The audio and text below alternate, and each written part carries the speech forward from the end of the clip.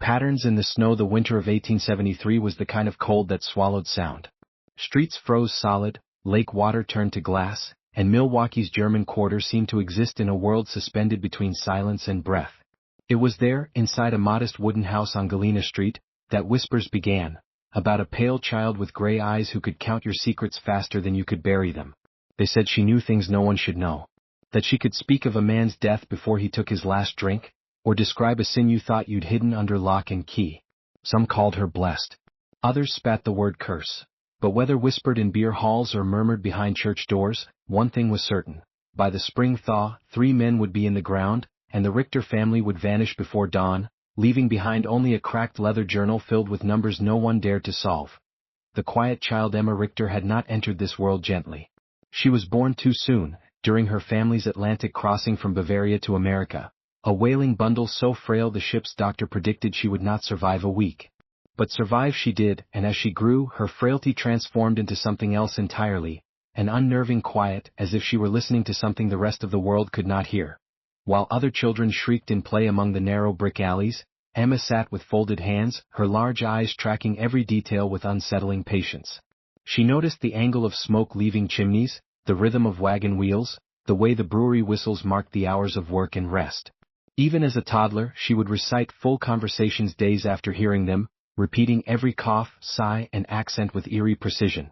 Her parents, Heinrich and Greta, dismissed it at first. "The girl has a memory like a bell," Greta said proudly. But soon pride gave way to unease. Emma did not merely remember, she calculated. Steps, breaths, glances, meals, everything became part of an invisible arithmetic she was building in her head. By age 11, her mind worked like a machine. No one understood a pattern of death. That February, with snow piled thick as walls outside, Emma sat at the kitchen table, her breakfast untouched.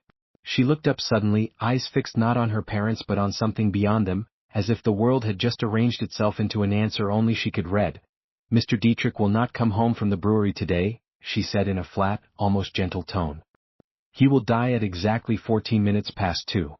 Her mother dropped the tin lunch pail she was packing. "Emma, mein Gott, don't speak like that. What a terrible thing to say." But Emma only blinked, calm as ever.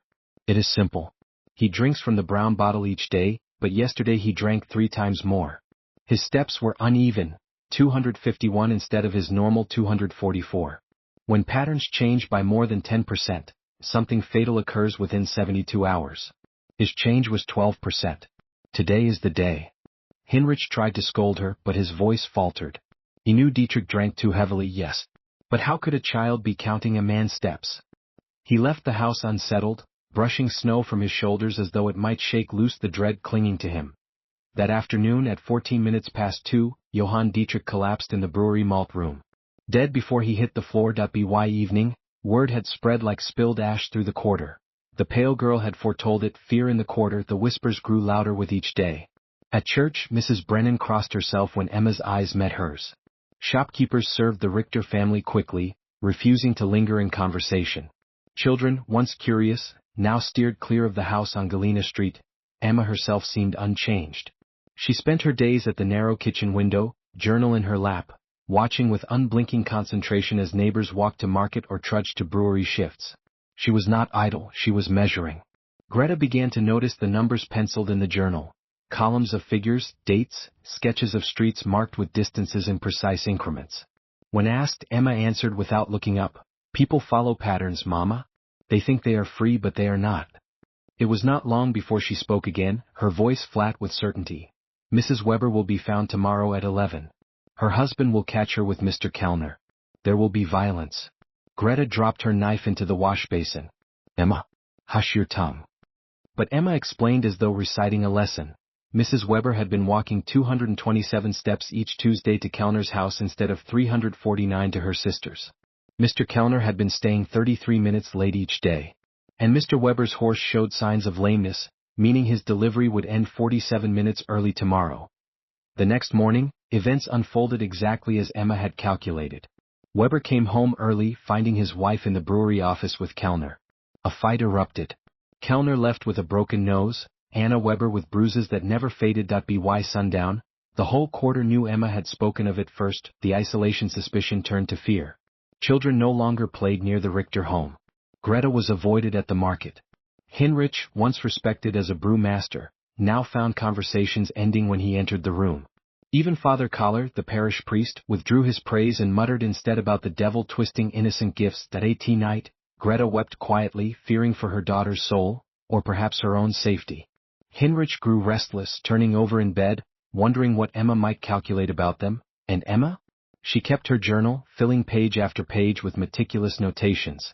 To her, the town was not a community but a sequence of numbers aligning toward inevitable conclusions. One night in March, Greta crept into Emma's room while she slept. She opened the journal with trembling fingers. Inside were tables and charts, names of neighbors beside columns of figures, distances, times, expenditures. At the bottom of one page in Emma's neat hand, were 3 words that froze Greta's blood. Zimmerman. Fire. 8:47. The room seemed to close in around her. Greta snapped the journal shut, heart hammering. She dared not wake her daughter. Instead, she tiptoed out and pressed her back against the hallway wall, sliding to the floor in silence, the words echoing in her mind: fire. A man's name. An exact time. And from her daughter's bed came the sound of even, steady breathing, like the rhythm of a metronome counting down toward disaster. The fire in the numbers. The first Sunday of April arrived unseasonably warm. A brittle wind swept through Milwaukee's German quarter, carrying with it the smell of thawing earth and coal smoke. It should have been a day of relief after months of bitter winter, yet in the Richter household, the warmth only stoked an unspoken tension. Emma sat at the kitchen table, journal open, her small hand moving across the paper with frightening precision. She paused, lifted her head, and spoke as if reading from a script she had not written but merely uncovered. "There will be a fire tonight," she said. "At the Zimmerman house. It will begin at 8:47. 3 houses will burn. Mr. Zimmerman will not survive." Greta's knife slipped, cutting her thumb. She clutched her hand to her apron, blood bright against the fabric. "Emma, stop this," she cried. "You bring misfortune with your tongue. No child should speak of such things." But Emma only blinked. "The probability is 93%, she answered as though correcting her mother's math. Hinrich, silent at the doorway, felt the same creeping dread he had known since Dietrich's death. His daughter did not predict like fortune-tellers at beer halls. She calculated. Zimmerman had indeed been drinking lamp oil mixed with whiskey. Emma had noticed the quantities, the way he stumbled past their house, the structural lean of his chimney. Even the absence of his wife, who had gone to Chicago, fit into her web of probabilities, and at 8:47 that night, flames rose from the Zimmerman home. The inferno, the blaze was merciless, fueled by dry wood and oil. By the time the volunteer brigade arrived, 3 adjoining houses were already engulfed. Screams echoed through the narrow streets, men shouted as they hauled buckets from the frozen pumps, and sparks rained across rooftops like stars falling from the sky. When the flames finally died, the Zimmerman house was nothing but char and smoke. Franz Zimmerman's body was discovered in the kitchen, collapsed where he had tried and failed to smother the flames. The quarter reeled in grief and horror. 3 families left homeless, 1 man dead. Yet beneath their mourning, another whisper crawled through the streets. The Richter girl said it would happen. Neighbors began to watch Emma as though she were the fire itself. Some crossed the street when she passed. Others muttered that no child should know such things unless she was in league with something dark. The doctor's curiosity, not everyone was repelled. Dr. Friedrich Muller, the community physician, found himself disturbed but fascinated. Where others saw a curse, he saw something like an unsolved riddle of the human mind. That he summoned Emma to his office above the pharmacy, his curiosity thinly veiled behind professional calm. "Your father tells me you can predict events," he said in his careful English. "Can you explain to me how you do this?" Emma met his eyes, her gray stare steady, unblinking. "I observe patterns. People believe their actions are free, but they are not. Once I have enough data points, outcomes are inevitable. Like an equation." She flipped open her journal and pointed to a page. "Mrs. Brennan visits the church rectory every Tuesday and Friday at 3:15. She stays 43 minutes. Father Collar's prayers lengthen by 17 minutes on those same evenings. Their correlation is 91%. Dr. Muller felt his throat tighten. Emma was not merely watching, she was cataloging scandal, sin, private lives no child should know. And yet her method was flawless, terrifying in its precision. He dismissed her gently, then pulled Hinrich aside. "Your daughter's mind is not possessed," he whispered. "It is exceptional. Neurological, not supernatural. But be warned. Her gift will not be understood here. and men fear what they cannot explain. The widow at the river. Days later, Emma made another announcement, her voice as calm as ever. Mrs. Brennan will not walk to the rectory today. She will go to the river instead. She intends to end her life. Probability, 87%. Greta begged her to stop speaking such horrors, but Heinrich, shaken by the fire by Muller's words, ran to the river. There on the dock he found Margaret Brennan staring into the water, her face blotched with tears. She confessed everything. The shame, the whispers, the fear of discovery. She had come to throw herself into the current. Only Heinrich's arrival, his desperate pleas, pulled her back. When he returned home, exhausted and trembling, he found Emma at the table recording in her journal. Your interference changed the probability, she said without looking up. I must adjust my calculations. Heinrich felt sick. His daughter spoke of despair and death as though they were numbers on a ledger. The journal grows. Emma's journal thickened with each passing week. Pages of calculations, charts of behavior, maps of the quarter marked with cryptic symbols. She seemed less a child and more an investigator, or an executioner, writing the world into patterns only she could see. Greta began to fear the book itself. Once she reached for it while Emma slept, but her hands trembled too violently to turn the page. She shut it and fled the room, whispering prayers under her breath. The neighbors, once distant, now grew openly hostile. Children called her toad-skinned, death child. Men muttered that Heinrich should take his family back to Bavaria. Women turned their faces away in the market, but Emma remained unmoved, her eyes calm, her pencil scratching steadily. To her, the fear, the whispers, the hate, all of it was merely more data to observe, the midnight discovery. Then came May 1st. The thaw was nearly complete, and the quarter's breweries were once again alive with clattering barrels and the scent of yeast. That morning, Emma looked up from her journal and fixed her father with her gaze. Papa, she said softly, I have found something. A larger pattern. It explains everything. She opened her journal to reveal page after page of charts, names and figures. For 26 months I have observed 43 adults. At first I thought the deviations were random. But they are not. 7 men meet every Wednesday at midnight in the brewery basement. Their behavior patterns prove it. Heinrich stared at the names she had written. Weber, Steinberg, Kruger, Wolf, Kellner. Men he knew. Men he worked beside. They are stealing, Emma continued. From the breweries. My calculations show losses of $47,000 over 2 years. Ernst Kellner organizes it. The evidence is 96%. Heinrich's hands shook. If this were true, his daughter had uncovered not gossip, not tragedy, but a conspiracy powerful enough to destroy lives. And the men she named were not the sort to let secrets breathe. Emma closed her journal, her face as calm as ever. Papa, she whispered, Kellner knows I watch him. The probability of them acting against us is 84%. Within 72 hours. Heinrich felt the world tilt beneath him. This was no longer about whispers or predictions or fire. This was survival. Whispers in the cellar. By the time May sunlight touched the red brick breweries, the Richter family's quiet life had already begun to collapse.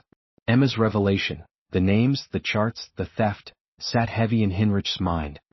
He lay awake each night, staring at the rafters, hearing not the creak of wood in the spring thaw but the echo of his daughter's warning. Within 72 hours, for 2 nights running, he swore he heard footsteps outside their modest house. Slow, measured steps that stopped just beyond the fence, lingering as though someone were counting how long it took him to breathe before sleep. When he rose and peered out, there was nothing. Only the black stillness of Milwaukee's German quarter. But Emma confirmed it in her calm, dreadful way. Mr. Kellner has stood outside twice, Papa. 17 minutes the first time. 19 the second. He calculates too, though not as well as I do. He is deciding what to do with us. Heinrich's blood ran cold. The doctor's secret unable to bear the weight alone, Heinrich turned to Dr. Muller. He carried Emma's journal beneath his coat, the leather warm with the heat of his trembling body. In the dim light of the doctor's office, Muller leafed through the pages with a face that shifted from curiosity to horror. This is no child's imagination, Muller whispered. She has mapped the quarter as if she were a surveyor, catalogued behaviors with the rigor of a statistician. Heinrich, if this is true, we stand on the edge of scandal and blood. Do you realize what these men would do if they knew she had written this? Heinrich clenched his fists. She says they already know. The doctor pressed the journal shut with shaking hands. Then you cannot remain here. You must leave, and quickly. If Emma's predictions are accurate, danger is already upon you. The quarter turns. Meanwhile, the German quarter itself had reached a breaking point. The fire, the suicide attempt, the scandals Emma had exposed, whether by chance or by uncanny foresight, had become too much. At the market, whispers no longer hid behind palms. Greta endured open glares, muttered accusations. A sack of flour was shoved across the counter with unnecessary force. "Best you take your demon child back to Bavaria," a woman hissed, "before more of us burn." On the streets, children chanted toad-skinned until their mothers dragged them away. Even Father Collar, once a bulwark of reassurance, refused to meet Heinrich's eyes after Mass. The priest's sermons grew heavy with warnings against unnatural gifts, as though Emma herself were seated in the pews with horns hidden behind her pale brow. Greta wept at night, whispering prayers into her apron. Heinrich, though a practical man, felt the ground beneath him shift. Faith and reason alike seemed powerless against the calculating stare of his daughter. The second prediction. One evening, as the family prepared a meager supper, Emma laid her fork neatly on the table and spoke. "Mr. Weber will not live to see Sunday." Greta gasped. "Emma, no. Not again." But Emma's voice remained calm. "He has been gambling beyond his means for 12 weeks. His spending patterns increased by 40%. His debts with Mr. Wolf are unsustainable. Tonight he will attempt to steal from the brewery's accounts. Probability of discovery, 92%. Probability of violence, 81%. Heinrich stared, stricken. Weber was a man he drank beside, laughed with, worked alongside. And now his daughter spoke of his death as though reciting a weather report. When Sunday dawned, Wilhelm Weber was found beaten to death in a back alley, his pockets turned inside out, his debts erased with blood. The quarter trembled. Some whispered of robbers. Others said he had been punished by divine hand. But those who looked toward the house on Galena Street knew. The pale girl had said it first. The breaking point. By now, Heinrich's work at the brewery had soured entirely. Kellner no longer spoke to him directly, and fellow brewers shifted uneasily in his presence. Once, Heinrich overheard two men muttering as he entered the malt room, "She knows too much." Not for long. He fled home with the words echoing in his skull. That night, Emma sat at her window, her journal open. "The probability of attack has increased," she said softly, not looking up. 61% yesterday. Now 84. Peak likelihood, within 48 hours. Greta clutched her husband's arm. "Heinrich, we must leave. We must." Heinrich nodded, finally broken of hesitation. They would flee the quarter, the city, perhaps even Wisconsin. But as he began making frantic plans, Emma turned a page in her journal and said something that froze him in place. "Papa, leaving will not change the numbers. I see further. I see Minnesota. I see what comes after." Her pencil tapped against the page like a hammer striking nails into a coffin. The shadow at the door that very night, as the family packed in silence, a shadow moved across the frostglass window of their door. A hand pressed against the pane, broad and heavy, lingering as though savoring the silence inside. Greta stifled a scream. Heinrich snatched the poker from the hearth. Emma only tilted her head, calm as a winter pond. "They are measuring, Papa," she whispered. "Calculating if this is the night." The hand withdrew. The footsteps faded. But Heinrich knew, whether it was Kellner himself or one of the 7 men, time had already run out, and somewhere in her journal, Emma had already written the probability of survival. The escape that wasn't the Richter house no longer felt like a home. By May's second night, every floorboard creak, every flicker of lamplight seemed a warning. Greta moved through the rooms like a ghost, gathering what little they could carry. A satchel of clothes, a loaf of bread wrapped in linen, the family Bible. Heinrich, restless as a hunted animal, paced from window to door, poker still clenched in his hand.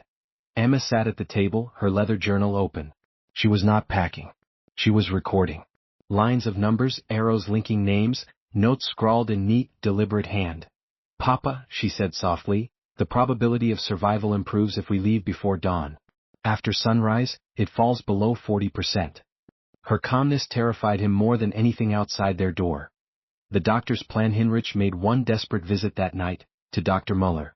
He carried Emma's journal wrapped in cloth, heart pounding with each step through the silent streets. The doctor, pale and grave, listened as Heinrich begged for help.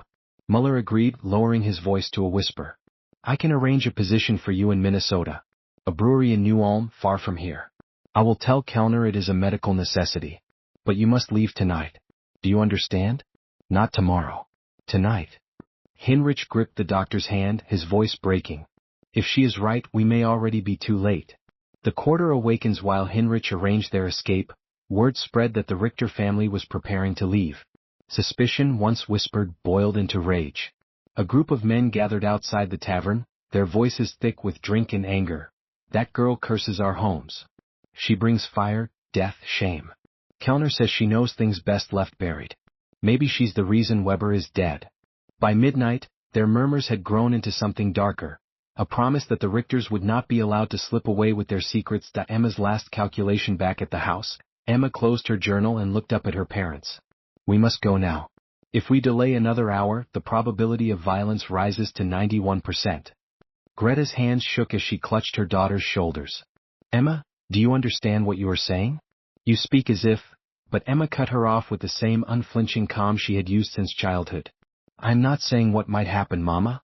I am telling you what will. Hinrich slammed the journal shut, stuffed it into his coat and pulled Greta to her feet. Then we go. Now. The alleyway they left under cover of darkness, carrying only what they could hold. The streets were hushed, the air sharp with the smell of coal smoke. Hinrich led, Emma's small hand clutched in his, Greta trailing with her bundle pressed to her chest. They cut through an alley toward Water Street, where Muller's wagon waited. But halfway down, shadows detached from the brick walls. Figures stepped forward, men broad-shouldered, faces hidden in the dark. One voice rang out, low and hard. You're not leaving. Hinrich froze. Greta gasped. Emma only tilted her head, her gray eyes unblinking. Papa, she said softly, probability of violence, 96%. The men closed in, the clash. What followed was chaos. Hinrich swung the iron poker, the crack of metal against bone splitting the night. Greta screamed as one man seized her arm. Another lunged for Emma, only to recoil when her eyes met his, her calmness more chilling than any scream.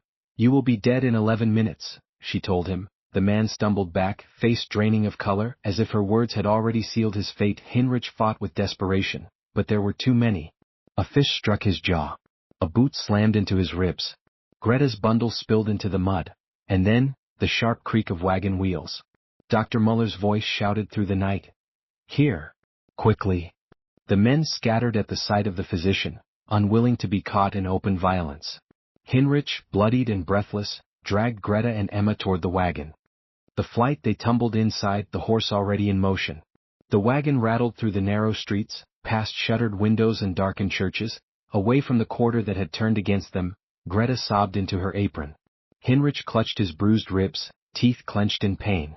Emma sat silent, her journal pressed to her chest. At last, Muller slowed the horse outside the city's edge. You'll ride west until dawn, he said, his voice urgent. By tomorrow night you can be in New Ulm. Do not stop. Do not look back. Hinrich grasped his hand in gratitude, unable to find words. Greta whispered blessings through her tears, but Emma only looked at the doctor with those steady gray eyes.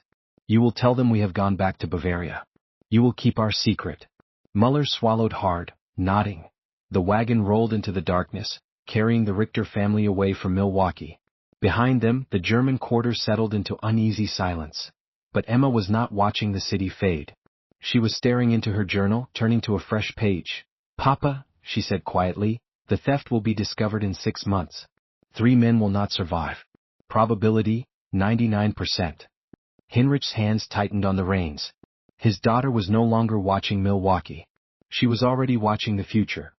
The numbers followed. The road to Minnesota was long and brutal, a thread of frozen mud winding across fields that had not yet shaken off winter.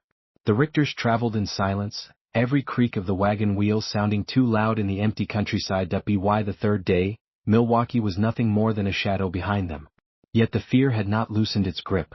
Greta glanced over her shoulder at every crossroads. Hinrich's knuckles were raw from gripping the reins. And Emma simply wrote. Her journal never left her hands, its pages filling with fresh columns of numbers, as though distance only sharpened her vision. At night, by the faint glow of campfires, Hinrich would catch her staring into the flames with those gray eyes, the pencil scratching steadily. She never asked questions. She never complained. She was only calculating. New Ulm. By early summer, they had settled in New Ulm, a smaller German settlement tucked into the Minnesota River Valley. The brewery that hired Hinrich was modest compared to Kellner's, but honest work was all he wanted. Greta tried to stitch their lives back together with small domestic rituals, baking bread, tending a garden, but her hand still trembled when the wind rattled the shutters. The neighbors here knew nothing of Milwaukee's whispers. They greeted the family politely, though they could not ignore Emma's pallor or her watchful silence. Children tried to draw her into games, but she stood apart, observing their movements with the same intensity she once reserved for the brewery streets. Soon even here they began to edge away. Heinrich told himself this was a new beginning.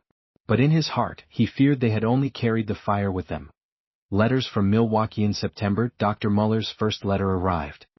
Heinrich read it by lamplight, his breath catching at each line. The theft ring had been discovered, just as Emma had predicted. Federal investigators had descended on Milwaukee, uncovering embezzlement and fraud totaling more than $50,000. Ernst Kellner had been arrested, and 3 men, Weber, Steinberg, Kruger, were dead. One a supposed suicide, one a drunken accident, one a sudden collapse that smelled of poison. Emma, silent at the table, nodded when her father told her. 99%, she murmured. Then she turned back to her journal. The professor. Not long after, a professor from the nearby college arrived at their door. Dr. Hermann Weiss, a mathematician newly emigrated from Berlin, had heard rumors from Muller. He came with spectacles slipping down his nose and a look of cautious awe. I understand your daughter has unusual abilities, he said carefully. Greta bristled, protective. But Heinrich, weary of secrecy, allowed Emma to speak with him. The professor's amazement grew with each passing minute. Emma could recite prime numbers into the thousands without pause, calculate dates and calendars centuries forward or back, map distances she had never traveled with uncanny precision. But what unsettled him most were her observations. She spoke of neighbors' habits, predicting when they would rise, when they would quarrel, when they would fall ill, predictions that came true with unnerving regularity. This is no trick, Weiss whispered afterward to Heinrich. Her mind works like a mechanism I cannot explain. But it is also dangerous. Such knowledge, it will make enemies.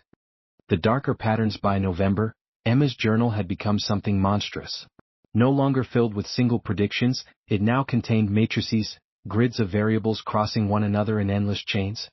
Greta once caught a glimpse.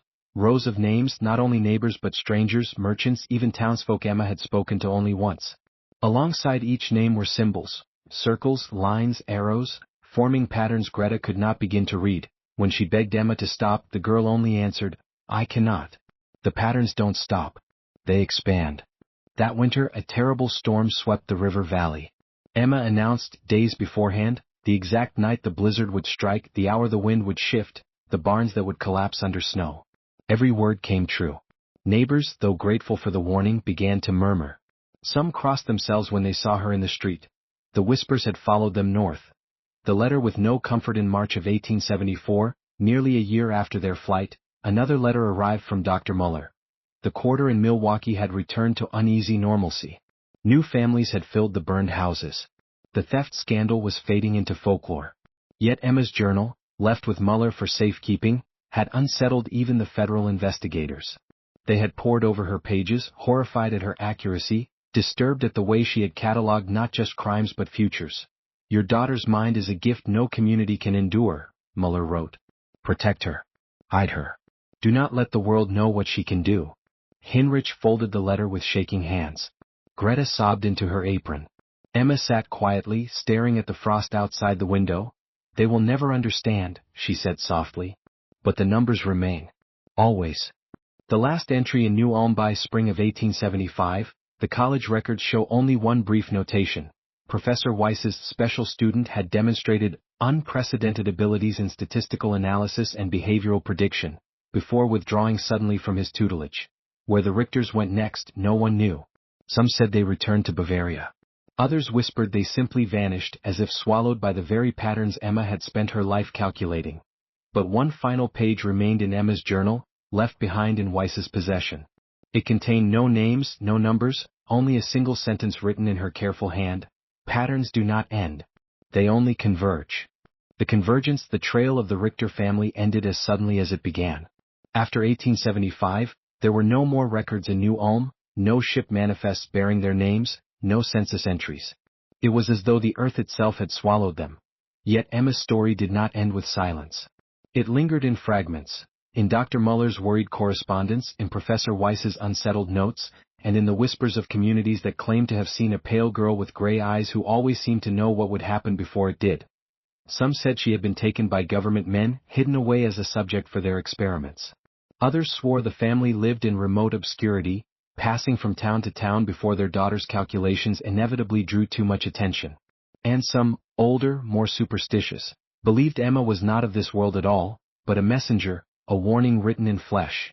The final notebook in 1876, Professor Weiss received a parcel with no return address. Inside was a small leather-bound notebook. Emma's handwriting filled its pages, but this one was different.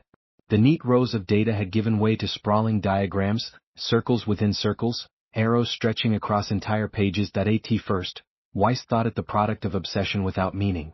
But as he studied it, the hair rose on his neck. The diagrams were not random. They were maps, not of cities but of lives. Births, deaths, illnesses, betrayals. Intersecting like lines on a grid, all converging toward a single point in time that at the very end of the book, one phrase appeared written over and over in Emma's precise script. The pattern ends when all secrets are revealed. Weiss locked the notebook away, unable to look at it without feeling as though the paper itself were watching him. When he died years later, the book vanished into private hands. The legacy, the tale of Emma Richter, became folklore in Milwaukee's German quarter. Mothers whispered her name as a warning to children who pried too much into adult affairs. Old men, drunk on beer, swore they had seen her staring from windows even decades later. But beneath the folklore, a darker thread endured. The uncanny accuracy of her predictions, the way her numbers had matched events to the minute, the ruin she left in her wake. To the fearful, she was the toad-skinned, the death child. To the curious, she was proof that the human mind could pierce the veil of the future. And to those who studied her journals, she was something else entirely. A reminder that privacy, that comforting illusion, had never existed. Every habit, every secret, every hidden betrayal could be measured, calculated, revealed. The twist in 1902, long after Milwaukee had forgotten the scandal of its breweries, a federal archivist cataloging unsolved files opened a sealed envelope left behind by Dr. Muller. Inside was one final sheet in Emma's hand. It was not dated, though the paper had yellowed with AGE. At the top was a table of numbers arranged in neat columns. Below it, a single chilling sentence. In 29 years, a war will begin that will claim millions. The pattern is absolute. The archivist laughed nervously, dismissing it as the fevered note of a disturbed child. But 29 years later, in the summer of 1914, the first shots of the Great War echoed across Europe. When the archivist, now an old man, heard the news, he remembered the pale handwriting on yellowed paper and felt his blood run cold. The convergence. Emma Richter was never seen again. Some say she died young, her mind burning too brightly to last. Others whisper she still walks, anonymous in a world that does not wish to know the pattern she sees. But if her predictions were true, if her numbers never lied, then Emma was not merely a child lost to history. She was a mirror. A reminder that the world is not chaos, but a set of hidden equations waiting to be solved. And perhaps even now the pattern has not ended. Perhaps every choice you make, every step you take, every secret you believe is safe, is only another number in Emma Richter's journal. Waiting, watching, counting.